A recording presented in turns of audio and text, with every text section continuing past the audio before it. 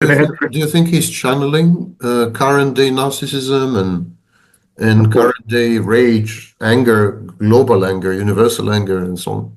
One of the elements next to this that I mentioned in his lasting and at times kind of revived popularity or increased popularity is definitely the narcissistic tendencies in his readers, because really, if you read him and these things that he says about how there are the distinguished people and then there is the herd, and if you continue reading this, the works in which he says this, and these are his major works, and you have a largely positive view of his works, well, then this is symptomatic, because which normal person, only people who are very, very accomplished would have a right then to side on the side of distinguished and say, yeah, I agree, I am like that.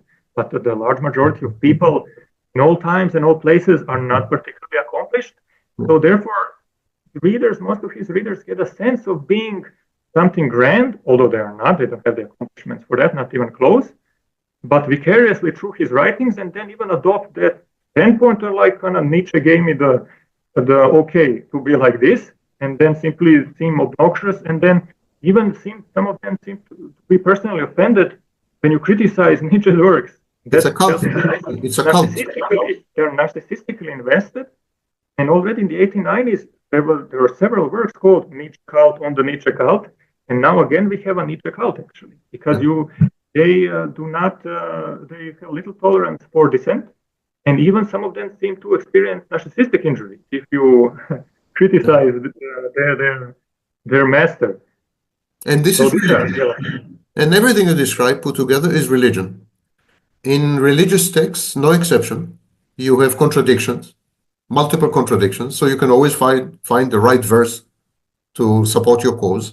This is especially notorious in the Quran. In the Quran, you have numerous contradictions, but there is a principle in Islam that says the latest version overrides and overrules the previous version. So at least you have this.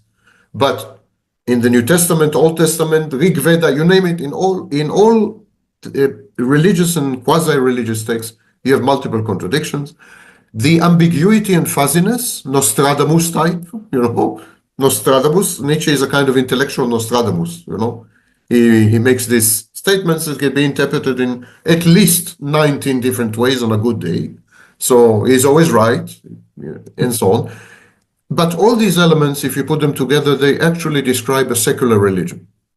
And perhaps this is the biggest irony in his life.